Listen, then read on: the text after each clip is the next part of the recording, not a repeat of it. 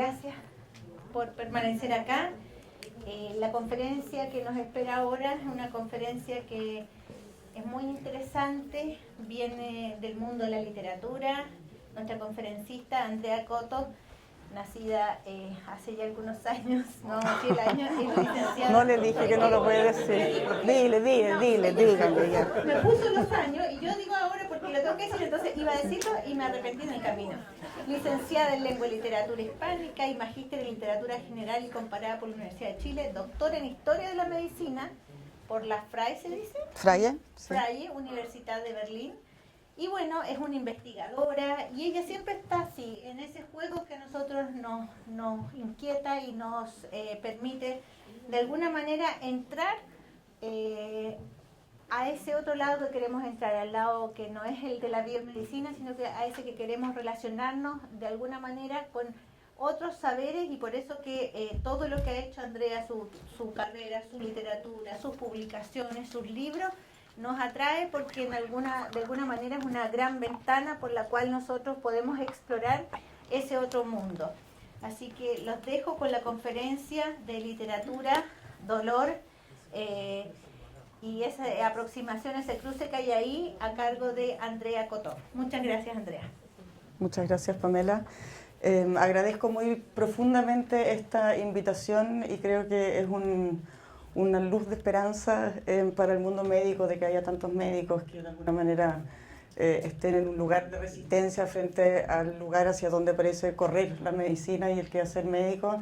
Así que gracias por tenerme acá, gracias Pamela por haberme invitado, me parece ya una eternidad atrás la invitación, es de esas invitaciones que uno acepta cuando dice, sí, junio del otro año, voy a estar súper desocupada, no hay problema. Pero bueno, acá estoy y sé que es tarde, sé que probablemente haya cansancio y más encima yo les voy a leer un texto, así que espero, no me enojo si se quedan dormidos, acabamos de escuchar una presentación muy interesante sobre el sueño REM, así que si quieren practicarlo, no sé, yo no me voy a alejar. El título que sale en el cuadernillo en realidad no es un título que haya puesto yo, no es que me esté revelando, pero sí ofrezco acá un título alternativo, que es el que le puse yo a esta presentación, y que dice así: Dolor es el dolor, es el dolor, es el dolor. Aproximaciones a los cruces entre medicina y literatura. En la célebre novela Madame Bovary de Gustave Flaubert, el farmacéutico de Yonville, de nombre Homais, convence a Charles Bovary, médico que se ha asentado recientemente en este pueblo cercano a Rouen, de someter a Hipólito a una operación. La intervención quirúrgica debe enmendar el así llamado pie equino que el joven idiota del pueblo ostenta desde su nacimiento y con el cual, con gran agilidad, se mueve por la plaza y calles de Yonville. Homais sueña con un mundo que, gracias a la ciencia y al progreso, ha erradicado la enfermedad y el sufrimiento del mundo. El conocimiento, así lo imaginó la Ilustración, sería el camino a través del cual la luz del saber iluminaría toda zona oscura que aún quede por explorar. Todo tipo de miedos, así como dolores, serían experiencias del pasado. Homais quiere probar la eficacia de los últimos avances médicos, además de atraer la atención de toda la nación a su pueblo. Un ejemplo de lo que la ciencia puede hacer, un atisbo de lo que el futuro sería, un brillo para la vida provinciana. Homais termina por convencer a Hipólito de la operación, y cito un fragmento del texto. Apenas sentirás, si acaso, un ligero dolor. Es un simple pinchazo, como una pequeña sangría, menos que la extirpación de algunos callos. Hipólito, reflexionando, hacía un gesto de estupidez. Por lo demás, continuaba el farmacéutico, a mí qué me importa, es por ti, por pura humanidad. Quisiera verte, amigo mío, liberado de tu horrible cojera, con ese balanceo de la región lumbar, que por mucho que digas, tiene que perjudicarte considerablemente en el ejercicio de tu oficio. Charles Bovary, descrito como un hombre sencillo, es más, incluso simple, de poca ambición, solo quiere hacer feliz a su mujer, que cada vez más sumida en la monotonía y el aburrimiento de la vida cotidiana en un pueblo en el que no hay lujos ni distracciones, está impaciente e insatisfecha. Charles cree que haciéndole caso a Homais, su mujer lo podrá admirar y querer más. Emma Bovary insta a su marido a alcanzar algo de fama para sí y el lugar en el que viven. Homais cree en una ciencia todopoderosa, a nadie le parece importar preguntarle a Hipólito, de pocas luces, sobre qué es lo que él quiere para sí y para su pierna. La operación resulta mal, muy mal. La pierna se infecta y como consecuencia debe ser amputada. Todas las ilusiones cruzadas que se superpusieron y entretejieron para que la operación se produzca se truncan. Charles Bovary queda humillado, Emma más frustrada que antes por convencerse definitivamente de que su marido es un perdedor, Homé no entiende por qué la ciencia lo abandonó y el pobre Hipólito pasó de ser cojo a tener una sola pierna. Algo tiene que ver esto, o mucho, ¿no es cierto?, con lo que escuchábamos a mediodía con Diana, me parece, es decir, la pregunta por qué es lo que es la salud, quién define lo que es la salud, porque acá se produce un enfermo y al producirlo se produce una operación, etcétera, y luego en el fondo queda una persona más enferma de lo que él jamás se sintió antes. Retomo la escena de esta novela de 1856, pues puede abrirnos a la pregunta acerca de qué es el dolor, en el sentido de quién es quien decide acerca del sufrimiento que alguien tiene. En lo que nos convoca la pregunta por el dolor, de infinitas aristas, la hacemos en un contexto de un cruce entre lo literario y lo médico. Pues lo que ocurre en Madame Bovary, dicho de forma sintética, es que el sueño de la ciencia excluye a su objeto de experimentación, de la toma de decisión, determinando unilateralmente que el dolor y sufrimiento de un pie equino no debe de ser soportable para quien lo lleva, que el caminar recto es mejor que el caminar cojo, que el riesgo de la intervención quirúrgica es aceptable con miras al resultado, que es normalizar ese pie deforme. Ingresemos a otra escena de otra novela, La Comemadre, publicada en el año 2010 del escritor argentino Roque Larraqui. En la primera parte del texto, un grupo de médicos trabaja en el sanatorio Temperley a comienzos del siglo XX, en las cercanías de Buenos Aires. Están llevando adelante un experimento que busca asomarse al límite entre la vida y la muerte. Para ello han hecho construir una guillotina que con un complejo mecanismo, tras el corte limpio de la cabeza, intenta recoger las últimas palabras que profiere quien está muriendo. En esos 9 segundos que transcurren entre que la cabeza se cercena y la certificación de la muerte, la persona agonizante que habla lo estaría haciendo con un pie ya puesto en el reino de los muertos. El primer conejillo de Indias parece ni siquiera tener el tiempo de abrir los ojos previo a desfallecer. Antes de comenzar con las rondas siguientes de pacientes, uno de los médicos se pregunta: ¿una cabeza cercenada sigue siendo Juan o Luis Pérez, por decir algún nombre, o es la cabeza de Juan o Luis Pérez? Las disquisiciones siguen. Juan o Luis Pérez es un concepto intrincado, que incluye brazos, pulmones, un corazón. Mucho de Juan o Luis Pérez está alojado en sus órganos. ¿Es el cerebro el que dispone una taquicardia a la hora de enamorarse? ¿Es realmente el cerebro el que nos afloja el recto cuando nos asustamos? Los exhorto a la humildad, señores. La interrogante por el asentamiento de la identidad que aúna un nombre propio a un cuerpo y a la mente que lo encabeza se traslada a la pregunta por el vínculo del todo de un cuerpo y sus partes, amenazando con volver absurdo el experimento. Esto es defendido por Ledesma con las palabras: no quiero dialogar con el hígado de nadie, prefiero que Juan o Luis Pérez siga estando más o menos entero en su cabeza. Uno de los denantes produce una verdadera explosión interpretativa y parece legitimar el proyecto. Sus últimas palabras son: hay quienes no existen. Se barajan diversas posibilidades que atañen distintos planos temporales y ontológicos del ser. Pero la hipótesis que se impone es que somos porque no somos todo lo que podríamos ser. El ser se funda en su falta de variedad, que es casi lo mismo que decir que existimos en y por error. Corre el año 1907, el horizonte de las posibilidades de las ciencias está colmado de optimismo y se fundan una serie de dicotomías que estructuran el saber: vida y muerte, cuerpo-mente, adentro y afuera, sentido y sinsentido son algunas de ellas. Lo que el experimento parece hacer tambalear son las premisas sobre las que se construye este modelo científico moderno. No existimos, como nos asegura la voz que habla, desde un umbral que supera la contraposición entre vida y muerte, porque el ser se funda sobre una reiteración que no permite la emergencia del ser. La novela de Larraqui juega con la ironía a través de la cual aquel mismo sueño que impulsaba a Jaume a mitades del siglo XIX en la provincia francesa a operar a Hipólito para supuestamente optimizar su vida, aparece atravesado por una confianza excesiva en que la medicina puede penetrar las preguntas más elementales de la existencia. ¿Qué es la muerte y cuándo acaba la vida? ¿Cuáles son las palabras que podrían dar cuenta de los límites que separan vida y muerte? No es casual que una novela de los años 2000 sitúe una de sus partes a comienzos del siglo XX, momento en el que impera la ilusión en la ciencia, el conocimiento y en el progreso. Más bien sorprende que Flaubert, en una mirada de extraordinaria lucidez, manifieste una crítica tan temprana al imperio científico.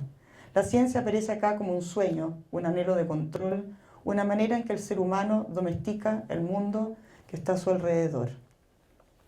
Una primera idea que podríamos ir delimitando a partir de la lectura de Flaubert y de Larraqui es que lo que la ciencia piensa y quiere demostrar no coincide, al menos no tendría por qué hacerlo, con la experiencia de quien está, no obstante, imbuido en un mundo donde la ciencia, sus discursos y métodos imperan. Y acercándonos más a lo que nos convoca hoy, la medicina no tiene la última palabra sobre lo que es o lo que llamamos dolor. No porque la tenga otra disciplina, otro saber, otro quehacer, otra práctica, sino porque sobre algo así, como el dolor, probablemente no exista ninguna última palabra. Y de ese modo vale la pena seguir pensándolo desde diversas perspectivas. En la novela La muerte de Iván Ilich, de León Tolstoy, de 1886, el protagonista sufre de un mal que nunca recibirá un diagnóstico claro. Tras haber llevado una vida orientada en lo socialmente considerado correcto, Iván estudia Derecho, acepta diversos trabajos, siempre buscando ascender en términos de prestigio y de remuneración, se casa con una mujer que le conviene, tiene hijos, se muda de ciudades y casas buscando asentarse cada vez mejor. Adorna su hábitat según las modas dominantes. Una enfermedad que ni él, ni sus médicos, ni nosotros como lectores podremos definir lo acecha. Sufre no solo fuertes dolores, sino también la incertidumbre de no conocer el origen de su padecer, no tener un diagnóstico claro, ni saber si existe una terapia eficiente para su patología. Una de las primeras veces que Iván Ilich consulta a un médico, y cito el texto, el doctor le dijo, esto y esto otro muestra que usted tiene dentro esto y esto otro. Pero si esto no se confirma con los exámenes de esto y de esto otro, habrá que suponer que usted tiene esto y esto otro. Si suponemos que se trata de esto, entonces, etc. Para Iván Ilich tenía importancia solo una pregunta. ¿Era esto grave o no? Pero el doctor ignoró esta pregunta fuera de lugar. El habla del médico es representada a partir del uso de pronombres demostrativos que terminan por no demostrar, es decir, señalar nada. Quedan como gestos vacíos apuntando solo a sí mismos. Este recurso estilístico que utiliza Tolstoy acá lo que evidencia es una grieta profunda entre lo que le importa al médico y la experiencia vivida por Iván Ilich. El médico expone su saber, barajando diversas hipótesis sobre los posibles cuadros patológicos que pudiese estar sufriendo Iván Ilich. El esto y lo otro también parodia el lenguaje especializado de la medicina, que en lugar de explicar algo a quien sufre una enfermedad o condición, más bien lo deja radicalmente fuera. La posición de paciente, así, se transforma además en un lugar del no saber, no solo del padecer. La brecha se abre entre dos instancias cuyas preocupaciones se cinden. Cito nuevamente el texto. Desde la perspectiva del doctor, esta pregunta era ociosa y estaba fuera de la discusión. Lo que importaba era la ponderación de las probabilidades, riñón flotante, enteritis y tumor ciego. La cuestión no se trataba de la vida de Iván Ilich, sino que la controversia era entre el riñón flotante y el tumor del intestino ciego. He aquí un problema central del quehacer médico y del ser paciente. Para el médico, el paciente es siempre también un caso, es decir, algo que trasciende la individualidad y particularidad. Para poder tratar a un enfermo y poder diagnosticarlo, algo de lo particular debe pasar al estatuto de lo ejemplar, formar parte de un conjunto mayor. Pero el enfermo para sí es radicalmente individual y su sufrimiento único. Cito nuevamente el texto. En lo profundo de su alma, Iván Ilich sabía que se moría, pero no se habitaba a esto, simplemente no lo entendía, de ningún modo podía entenderlo. El ejemplo del silogismo que había aprendido en la lógica de Kiesewetter Cayo es humano, los humanos son mortales, entonces Cayo es mortal, le había parecido correcto toda su vida solo en relación a Cayo, pero de ningún modo a él mismo, ya que Cayo era un humano en general, y esto era perfectamente justo, pero él no era Cayo, no era un humano en general, él siempre había sido una existencia absolutamente especial entre todos los demás. La lógica es infalible, pero inaceptable para quien cae bajo sus cálculos. La pregunta del ¿por qué a mí? ¿Por qué me enfermé yo? ¿Por qué me muero yo? ¿Por qué no obedezco a lo que a la mayoría le sucede? Desde la lógica puede invertirse a la interrogante contraria. ¿Y por qué no a ti? Lo que aparece en la desesperación de Ivan Illich frente al hecho de estar enfermo y encontrarse ante la muerte puede verse como una de las dificultades que enfrenta la medicina y la práctica médica con relación al dolor, a la experiencia de estar enfermo y sufrir y confrontar la propia muerte. En un texto tan pequeño como bello de la escritora argentina Silva Meoloy, de título Desarticulaciones, una mujer toma notas mientras visita a su ex amante ya sumida en la nebulosa del Alzheimer. La narradora nos advierte en el comienzo, cito el texto: tengo que escribir estos textos mientras ella está viva, mientras no haya muerte o clausura, para tratar de entender este estar, no estar de una persona que se desarticula ante mis ojos. Tengo que hacerlo así para seguir adelante, para hacer durar una relación que continúa pese a la ruina, que subsiste aunque apenas queden palabras. En forma de una especie de diario de vida, la narradora va anotando fragmentariamente sus visitas, sus impresiones, las conversaciones, en la medida en que se puedan seguir llamando así, con su amiga. La atraviesa una tristeza así como el asombro, que es compartido por muchos quienes han convivido con una persona con Alzheimer. ¿A dónde está la persona que se conoció? ¿A dónde se fue ese yo, con sus recuerdos, su memoria, su carácter? ¿Y quién está ahí ahora? El texto, en su forma de pequeños pedazos de sentido, de alguna manera emula la mente opacada de quien padece de Alzheimer. Este gesto, el de la adaptación, es uno de los más sorprendentes de este libro, pues la actitud de quien experiencia el Alzheimer de un ser querido muchas veces es la desesperación, la pena, la impaciencia e incluso la rabia. Pero acá la narradora una y otra vez intenta torcer esa forma de aproximación. Cito nuevamente el texto de Meoloy. Más de una vez me encuentro diciéndole, ¿te acordás de tal y cual cosa? Cuando es obvio que la respuesta será negativa y me impaciento conmigo misma por haberle hecho la pregunta. No tanto por ella, para quien el no acordarse no significa nada, sino por mí, que sigo lanzando estos pedidos de confirmación como si echara agua al viento. La pregunta que se hace acá quien narra es cómo cambiar la actitud frente a la persona amada, pero transformada por la enfermedad en un ser diferente. Cómo adaptarse, cómo seguir queriendo sin quedar atrapado en lo que se fue, sino abrirse a lo que sigue estando. En otra anotación, la narradora recuerda una escena que me parece puede leerse, quizás como todo el libro, en este sentido de un ejercicio, uno que apunta a invertir nuestras miradas y formas de acercarnos a la enfermedad, al sufrimiento, al dolor, tanto del enfermo de quienes lo rodean. Pues lo paradójico en algunas condiciones, como muchas veces sucede en el caso de Alzheimer, es que el sufrimiento lo padecen más los cercanos al paciente que este mismo. Cito el texto. Recuerdo otro ejemplo de lógica, este poético.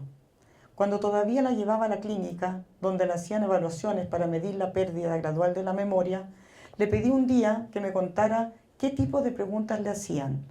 Me preguntaron qué tienen en común un pájaro y un árbol. Yo intrigada. ¿Y vos qué contestaste? Que los dos vuelan, me dijo, muy satisfecha. Pensé que sin duda la pregunta había sido otra, pero nunca llegué a saberlo. O quizás no. ¿Acaso algo tengan en común el árbol y el pájaro?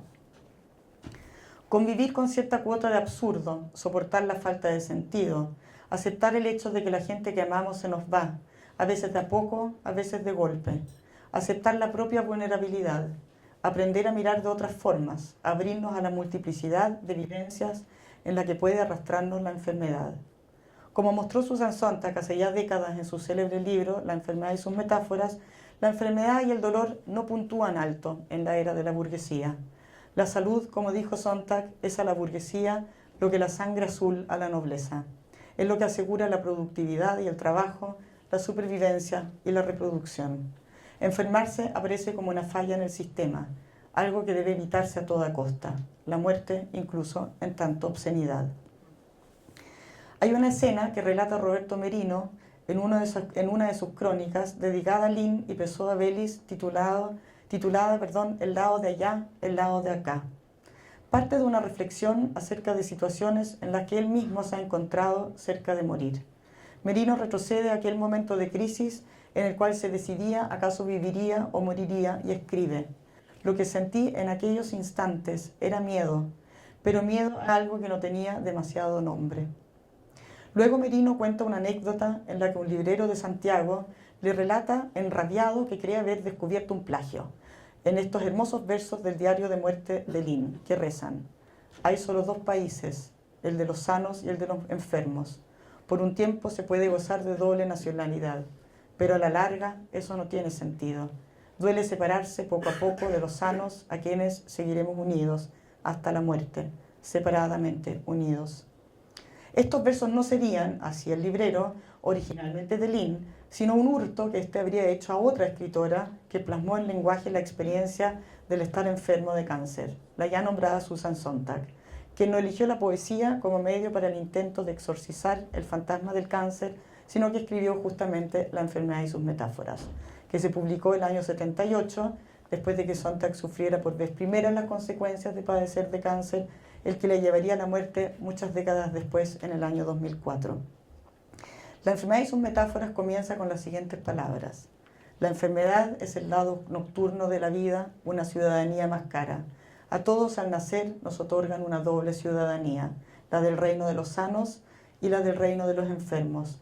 Y aunque preferimos usar el pasaporte bueno, tarde o temprano, cada uno de nosotros se ve obligado a identificarse, al menos por un tiempo, como ciudadano de aquel otro lugar. La cercanía de las imágenes es indiscutible. Tanto o más indiscutible me parece, sin embargo, lo que Roberto Merino plantea con relación a este afer del supuesto plagio. Ante la inminencia de la muerte se fusionan los lenguajes y el problema de la autoría empalidece. Tomando como punto de partida esta anécdota del plagio de Lynn, Merino reflexiona sobre una frontera, la que separa las palabras propias y las ajenas. Escribe: la frontera entre la lectura y la escritura se suprime en cuanto comienza a difuminarse la que divide a la vida y a la muerte. Las palabras que tenemos para hablar de la enfermedad, del dolor, del sufrimiento, siempre nos parecen insuficientes. La enfermedad es una experiencia que nos enfrenta a las limitaciones del lenguaje, a sus contradicciones y paradojas. Es ahí donde se abre una brecha insuperable entre la palabra y la cosa que nombra. Como reza el cuadro de Magritte, «Ce n'est pas une pipe». Así como la pintura o el dibujo de una pipa no es la pipa, las palabras que nombran algo no son la cosa. Cuando de experiencias límites, como la enfermedad, el dolor, la muerte se trata, más se experimenta esta escisión radical entre la representación y lo representado. No obstante, la literatura y el arte pueden ser espacios privilegiados para mirar esas grietas que son constitutivas del humano. Pues aunque las palabras siempre se mostrarán en sus limitaciones, son también uno de los pocos medios de los que disponemos para lidiar con nuestra experiencia de estar en el mundo. Nada tiene que ver el dolor con el dolor, nada tiene que ver la desesperación con la desesperación. Las palabras que usamos para designar esas cosas están viciadas, no hay nombres en la zona muda. Son los versos del diario de muerte de Lynn, los primeros versos. Alcanzado por la muerte, consecuencia de un fulminante cáncer terminal, Lynn no llegó a finalizar su texto, que fue póstumamente editado por alguien que estoy muy contenta que esté hoy día acá, que es Adriana Valdés. Eso se me olvidó decirlo al comienzo. Yo cuando me llegó el programa, la verdad es que me sentí súper contenta de ver ahí a Diana, de ver a Adriana, de ver a Macarena, que abre mañana con su conferencia plenaria, porque son mujeres que yo admiro muchísimo, cuyo trabajo conozco, y me sentí muy privilegiada, digamos, de estar en esa compañía. Así que también muchas gracias a mis compañeras de evento. Bueno, entonces fue póstumamente editado por Adriana Valdés, a la cual Lynn le encargó, antes de morir, la publicación de ese personalísimo libro de poemas. ¿Qué más personal que la propia muerte, que se siente llegar, que va desplazando al ser humano del espacio de la vida hacia el de la muerte? Lynn expresa en los versos citados la pérdida de la capacidad significante del lenguaje ante la decadencia del cuerpo y la inminencia de la muerte. La enfermedad acá es el preámbulo, la antesala de la muerte señalada por Lynn como zona muda. En un pequeño libro publicado a finales del año 2008, titulado Enrique Lynn, Vistas Parciales, Adriana Valdés se decide hablar de los últimos meses de vida de su amigo y expareja, del cáncer que lo fue llevando de a poco, de la muerte que paulatinamente lo fue envolviendo. Valdés cuenta una anécdota que involucra a otro poeta amigo, Alberto Rubio, a quien Enrique Lynn le pregunta desde su lecho de enfermo: Alberto, ¿qué emoción crees tú que puede sentir alguien en mi situación? Después de un largo silencio, que ominosamente referido por Adriana Valdés como una eternidad, Rubio le contesta: una emoción posible es la curiosidad. Haciendo referencia al nombre de este evento.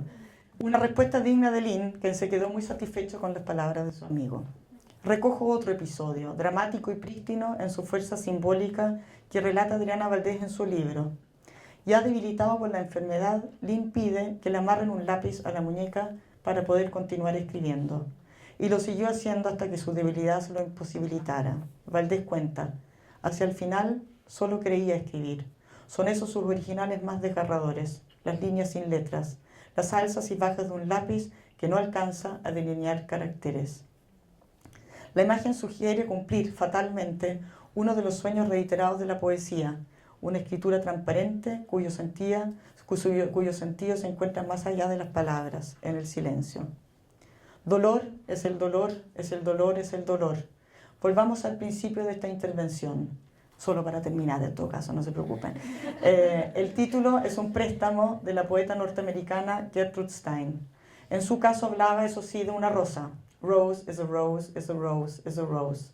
Stein utilizó con pequeñas variaciones este verso en más de un poema.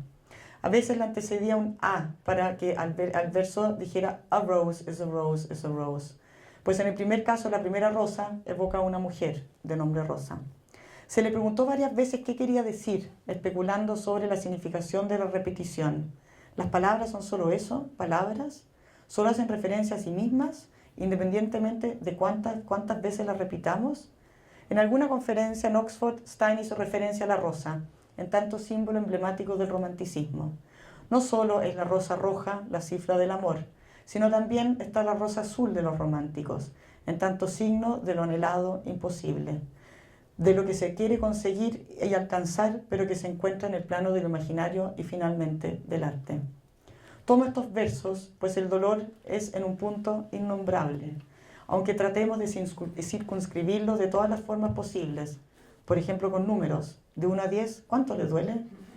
Invito a comprender el espacio de la literatura como lugar de exploración, para hacerse preguntas que quizás no hagan otra cosa que suscitar más preguntas, de recorrer lenguajes, formas narrativas, estructuras textuales, miradas y perspectivas, de complejizar nuestras comprensiones del mundo y sus fenómenos, de darle vueltas y vueltas y más vueltas a las cosas. Leer no para aprender, sino justamente para lo contrario, para desaprender. Muchísimas gracias por la atención.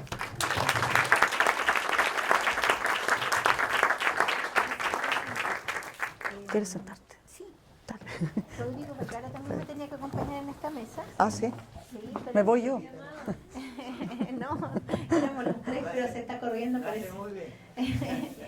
Necesito que arriben, yo puedo hacer preguntas, pero la sesión es una sesión de todos y repartimos unos papelitos para las preguntas mientras Andrea refresca un poquito. ¿Alguien los que han escrito preguntas si los quieren hacer llegar? Mientras llegan las preguntas, bueno, sí decir que nos sentimos honorados de las visitas, de que se diera también esta como un eclipse, algo así. Las historias están unidas y no se pierden, sino que se enriquecen esos textos, las palabras de Andrea, la presencia de Adriana, lo que vamos a seguir reflexionando mañana. Algo está pasando y nos hace vibrar. Yo creo que estamos en un momento esperanzador, a pesar de que se nos dicen tantas cosas, que hayamos conseguido seguir estando acá todos en pos de estas ideas. Habla de que por más que sea dramática el presente y por más que la biomedicina o el positivismo, escuché una frase de Hannah Arendt, dijo un día, eso ya triunfó, así como casi como que no hay caso de seguir dándole vuelta a lo otro. Siento que al menos podríamos pensar que aquí hay una puerta y hay muchas personas de distintos lugares que están también vibrando hoy en esta tarde tormentosa con estas ideas y me siento también agradecida de la presencia de todos ustedes. ¿Tuvo buen relleno? Excelente. Una ¿Llegaron las preguntas o no? Adriana, ¿quieres decir algunas palabras? Te veo con la manito. ¿No? Ah, te veo con la manito. Ya sí, Diana dijo que quería decir la pregunta, que podía decirla. Sí, estamos confiados. ¿Y por qué no lo hacen con el micrófono?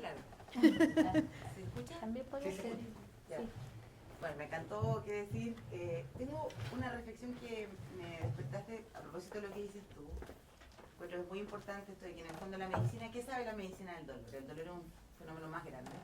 Pero uno podría decir que lo que la medicina ha hecho mucho es de una otra forma manejar el dolor, ¿no? O sea, esto de los fármacos, los narcóticos.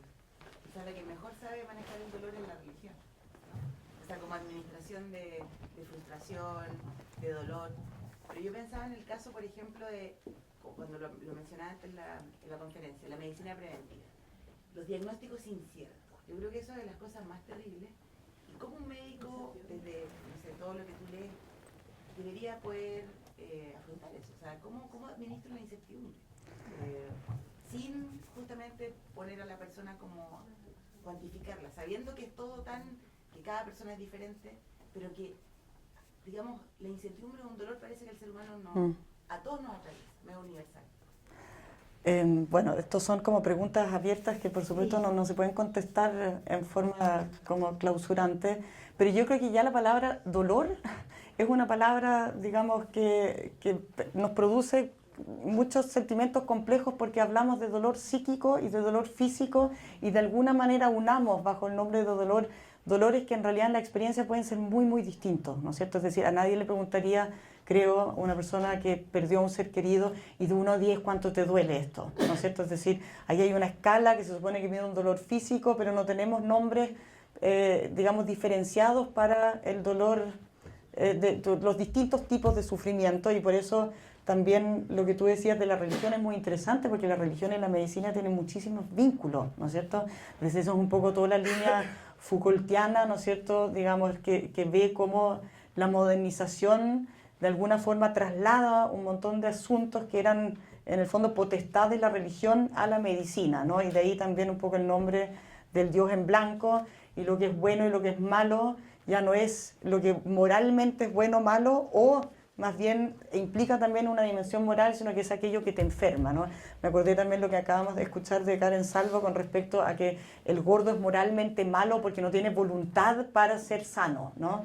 Entonces yo creo que se mezclan mucho los elementos.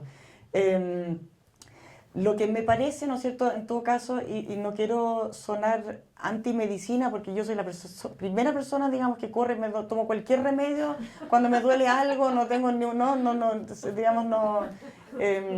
Creo que la medicina ha erradicado muchísimo sufrimiento y muchísimo dolor, pero creo también que el desarrollo que ha tomado la medicina, ¿no es cierto?, lo conversábamos con Adriana en el auto, es decir, de que ya se sigue hablando de la relación médico-paciente, yo creo que es una relación que es poco pensarla, hay que ya decir, eso es una relación que casi no existe, ¿sí? Es decir, uno no es paciente de un médico, uno es paciente de una ISAPRE y uno es paciente de un sistema médico, es decir, uno cuando quiere ir al médico, uno toma la hora que primero te ofrece el sistema, lo más probable es que se haga online, ¿no es cierto? Tú ves, bueno, qué especialista tiene fecha cuando yo lo necesite y ya está. Quizás un poco los pediatras todavía saben, los psiquiatras quizás, es decir, hay ciertas áreas que quizás se resisten más, los ginecólogos más o menos, diría yo. Entonces, claro, nosotros seguimos insistiendo en pensar la relación médico-paciente, pero yo creo que hay que estar pensando otras cosas, ¿sí? Es decir, hay que hacerle frente de otras maneras hacia dónde va el sistema, porque eso es lo que está marcando mayoritariamente la relación de alguien que necesita acudir al sistema médico, ¿no? Ahora, creo que el ejercicio que están haciendo, supongo que mayoritariamente la gente que está acá, es que también hay una cierta insatisfacción con respecto hacia el lugar, hacia dónde va esa medicina, ¿no es cierto? Entonces, que yo creo que estos son herramientas, ¿no? Para esto sirve todo lo que puede servir, ¿no? Si a algunos les sirve ver pintura, si a otros les sirve usar la pintura, si a otros les sirve la literatura, la poesía, yo creo que todo en el fondo tiene que ver con complejizar una mirada sobre algo que es muy, muy, muy difícil, ¿no es cierto? Y que tiene que ver con la vida, la muerte, el dolor, el sufrimiento, el enfermar, que son experiencias que, por supuesto, llevan al límite a quien las padece. Fui súper sintética, ¿no es cierto? No, Perdón. acá, para seguir un poco en el tema, nos piden si es posible hacer una diferencia, por ahí no la hay, pero entre estas dos palabras, dolor y sufrimiento. Se me pide un poco demasiado, yo creo, pero yo diría que el dolor es un estado, digamos, el sufrimiento, perdón, es un estado y el dolor puede ser más puntual, ¿no? Es decir, alguien que está sufriendo está en un estado de sufrimiento que por supuesto también tiene experiencias de dolor, pero yo diría que el sufrimiento es algo que se trasciende en el tiempo, ¿no? Aunque creo que en la práctica se ocupan bien indistintamente. Sufrí una caída, por ejemplo, también se dice, ¿no? Estoy sufriendo. No sé, Diana, yo creo que puede quizás desde la filosofía tener más herramientas, no sé. Schmerz, dolor, Leiden. Leiden, sí. Como más, Sí, ¿no? Más, amplio, sí. más del cuerpo y la mente. Acá hay una pregunta que dice, una pregunta también que puede ser de lo ambiguo. Estamos en ese momento. ¿Por qué me hacen preguntas sí. tan difíciles? No, ambiguo, pero dijimos que teníamos que Sí, aceptar sí. De todas la maneras. incertidumbre, Aunque uno, sí, no sé qué, entonces vamos a dar el ejemplo. ¿Sí o no? Sí, porque en eso estamos. Sí, vamos ya. Si no, compramos un diccionario, lo abrimos, lo decimos y nos vamos. En una persona enferma, dice, ¿hasta cuándo es la persona que fue? Es una observación frecuente, ya no es lo que fue, ya no soy la que fui, ya no sé. Andrea, otra vez. Sí, obviamente otra pregunta que no puedo responder, ¿no es cierto? Creo que eso lo que suscita en el fondo es la pregunta que es más amplia, que es que ¿dónde está el yo de una persona? ¿No? Un poco yo por eso citaba el texto del argentino, que un poco en broma dice esto, ¿no? ¿Dónde está Juan? ¿Está en la cabeza? ¿Está en el hígado? ¿Está en los órganos? ¿Dónde está? Hay un texto muy, muy bonito de Jean-Luc Nancy que se llama El intruso, que él es un filósofo francés muy importante, que es operado al corazón, es decir, le sometieron a un trasplante del corazón. Y ahí tiene un montón de reflexiones muy lindas sobre esto de qué es lo que significa tener el corazón de otra persona, ¿no? Es decir, y ahí dice, bueno, siempre decir yo es una ficción de algún modo, ¿no? Es decir, asumimos el yo porque necesitamos algo así como una identidad para funcionar en el mundo, pero en realidad es una ficción también esto de decir yo. ¿Qué significa decir yo? ¿No es cierto? Y dice, bueno, desde que me operaron el corazón, esta ficción se me hizo más patente, es decir, ahora es más absurdo, ¿no? Porque, claro, nosotros el corazón lo ocupamos como un lugar emblemático, como asiento de la identidad, ¿no? Incluso piensen en esas expresiones cuando uno dice, bueno, te lo digo de todo corazón, esto lo llevo en lo más profundo de mi corazón, es decir, hay un par de asientos como paradigmáticos para el yo, ¿no? Yo diría que los ojos tienen un poco ese no, mírame a los ojos para que me digan la verdad, es decir, toda esta cosa, o en los ojos son el alma, se puede ver el alma de las personas, está la idea de alma, de mente, digamos, en una mirada más científica, y está la idea del corazón, entonces yo creo que es muy difícil esa pregunta. A mí me gustó mucho ese texto de Silvia Meloy donde les traje algunas citas, porque me parece que el ejercicio es justamente no acentuar, ya no está la persona, sino que decir, yo sigo buscando en los pequeños gestos, ¿no es cierto?, restos de aquello que me recuerda a la persona. Y entonces es muy lindo ese lugar porque en el fondo dice, el yo realmente solo se va cuando la persona está muerta, ¿no? Pero yo creo que eso también es una experiencia con el enfermo, ¿no? Es decir, eso es algo que te puede ocurrir a ti en tu vínculo con el enfermo, es decir, ahora para mí esa persona ya no está, ¿no? Creo que no hay una respuesta unívoca, sino que es una experiencia que se tiene al lidiar con una persona que está enferma. ¿Estamos? ¿Ya no hay más preguntas más difíciles? Hay Ya. una pregunta que es como como más concreta, pero por ahí ya está y el tiempo también son las 5:30. Entonces, déjame verla a ver si la quiero responder. Hay muchas ideas posibles. Yo creo, ¿no? Ustedes son los que hacen esas cosas, pues. Por eso, pero no me voy a llevar este momento para Es como la para casa. ti, yo creo, la por eso pregunta. no la voy a responder y... La vamos a responder con el video, Pamela. Tiene razón, qué interesante. Bueno, entonces le damos las gracias. Voy a dejar dicho de que era la pregunta. Sé que hay personas que quieren hablar, pero precisamente el momento es para interrogarnos, interrogar a la Andrea, ponérsela difícil, no sé cómo sea, y es así, hay muchas opiniones. Sabemos que cuando presentamos las conferencias, lo mismo nos va a pasar mañana, todos quisiéramos decir algo, ¿sí? Por eso hicimos siempre las conferencias plenarias los de los papelitos. Esta pregunta decía de qué forma se puede integrar estos temas a la formación de pregrado. Seguramente como culturas hay, como forma de hacer educación médica deben haber muchas. La nuestra está en un proyecto que nosotros todo lo lanzamos, todo lo ponemos a disposición de todo el mundo y uno de los ejemplos de las cosas que hacemos viene a continuación, pero de ahí vamos a presentar ese momento. ¿Les parece? Ahora voy a despedir a la Andrea, se nos quedó el Muchas regalo en la gracias. casa, pero mañana sí o sí se lo hacemos llegar el día por ahora el certificado. Gracias. Bien, gracias.